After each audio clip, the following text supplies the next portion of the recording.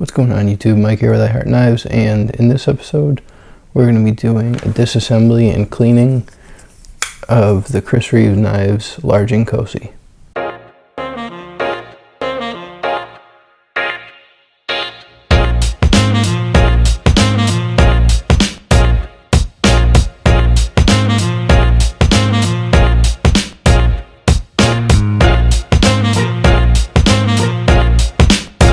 So I recently got this from Tom Hosang Outdoors, and it's in need of a cleaning. I've been carrying it damn close to every day.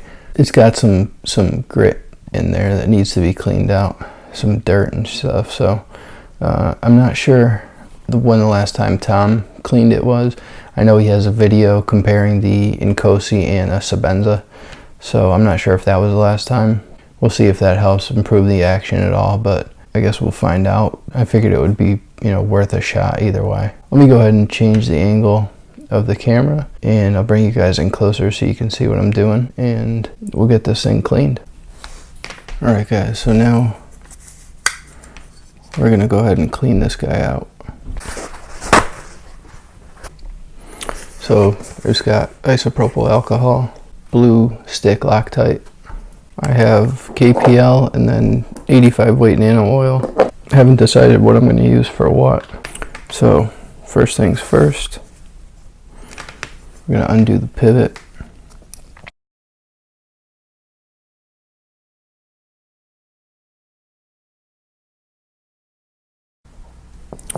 Yeah, it looks like there's quite a bit of gunk in there. I just want to show you guys the size of the pivot screw. Look at how thick that thing is.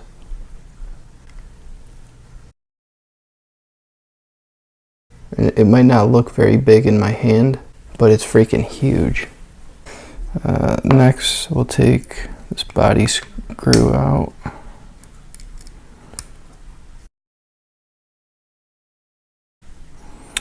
And I believe that's all we need to do. And then I think this just pops right off. So I think that was like the plus side about the Inkosi, is that it's just a 2-screw construction.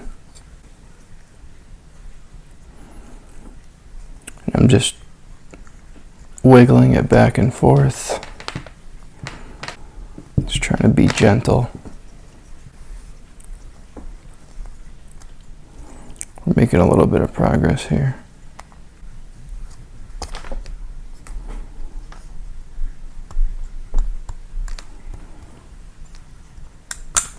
There we go.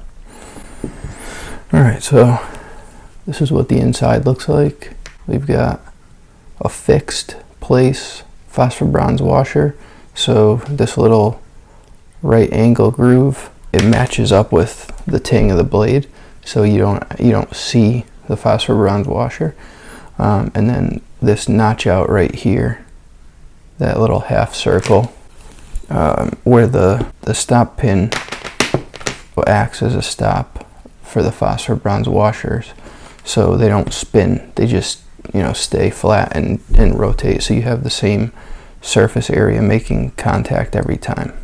And there's a ceramic ball pressed into the lock bar, and that's both the lock bar interface and your detent, so it does two things.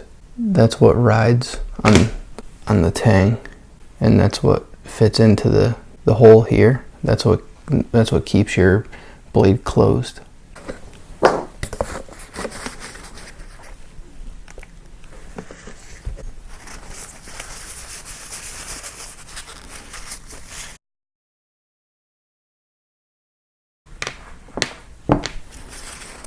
So it was actually fairly dirty inside the pivot. Let's go ahead and pop the pivot out.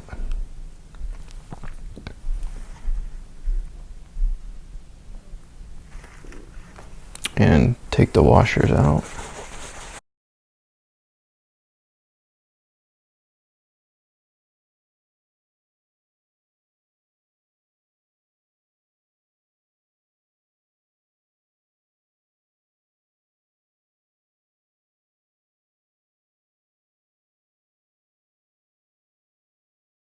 One change I am going to make is I think I'm going to end up pulling the lanyard. If there's any lanyard that I would consider keeping, it would be this one, just because, you know, Tom gave it to me with the knife, and it's a cool lanyard with, you know, the bead. But I'm just so used to carrying knives without them that I just kind of prefer not to have the lanyard on it. I feel like it gets in the way. That is a cool lanyard that he included with the knife, though, and you know, I carried it ever since, but I think it's time to retire the lanyard for now. One thing about the Inkosi, and all Chris Reeve knives for that matter, like locking knives at least, they look really simple, but there's a lot of detail and there's a lot of intricate parts to it. Like the cutout here for the lock bar, that hole, you know, those are parts that, you know, that dust and dirt get in. So it doesn't pose a serious issue. It just, you know, takes a little bit longer to clean. Disassembly was a snap, but cleaning, you know, it takes a little bit of time. I like to be pretty thorough too and make sure I get everything. Okay, so let's go ahead and start the reassembly piece. So what I'm gonna do is, actually, you know what, before I do this, I'm gonna throw a little dab of KPL inside the knife where the pivot makes contact. I put the pivot inside and just kind of work the KPL onto the pivot and then pull it. But just that way I get any excess onto the pivot, because I don't want the KPL and the nano oil mixing together. So now take the nano oil, just kind of spread it around evenly on both sides. I don't want to kill it, you know, and put a stupid amount on. Go ahead and put the pivot back.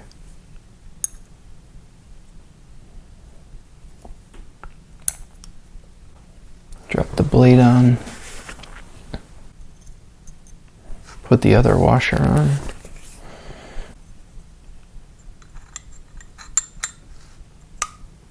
Go ahead and drop the other scale on.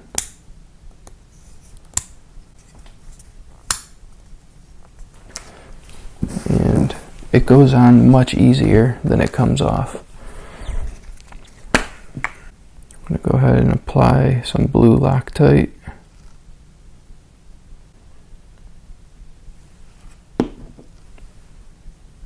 To the pivot screw.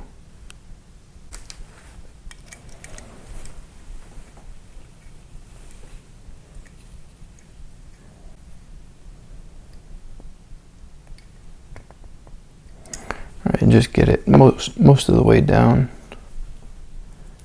Get the scale screw. Throw some Loctite on that. Just a little bit more.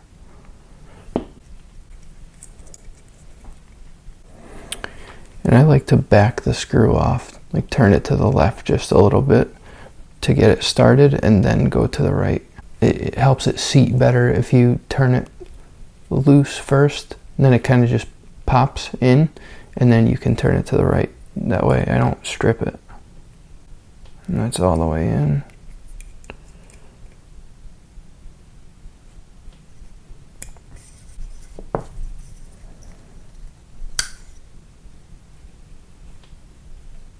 It's just a touch of side-to-side play.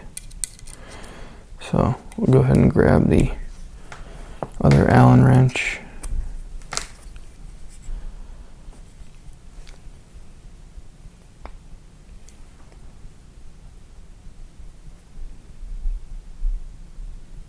Go all the way down.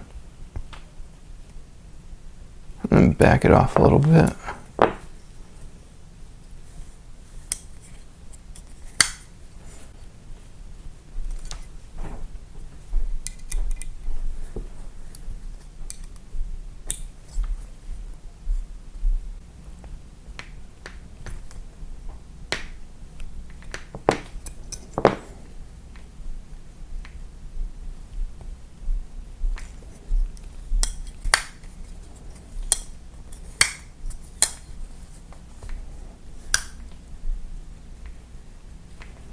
Yeah, now it's good. Locked up really nice. And it still has a smooth enough action that it'll snap out, but doesn't like rock it out. And I'd rather, you know, take that little bit of compromise. But it is way smoother now. And it's rock solid.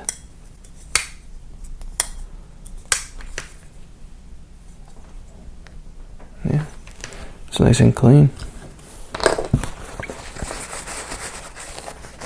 It still cuts paper towel. I just cut some paper towel too. Alright guys, I just went to grab paper towel quick to show you.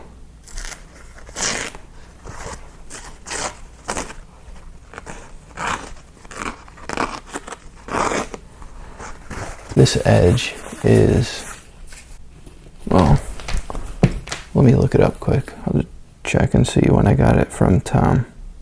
August 29th, August 30th, right around there. So this is just under a month old. So a month, and I've been carrying it almost every day. So let's say 2 weeks, like 14 days consistently carrying.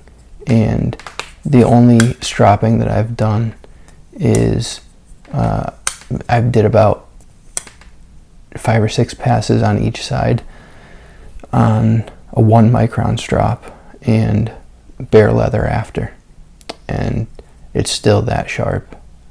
It's pretty amazing. That's a quality heat treat for you though. I mean, this thing is by far one of the best heat treats I've ever seen on a knife. And for S35VN, it's incredible. You know, the ZT that I had in S35VN before this, the heat treat was garbage compared to this thing. This thing is pretty impressive. So, alright guys, that's gonna do it for this one.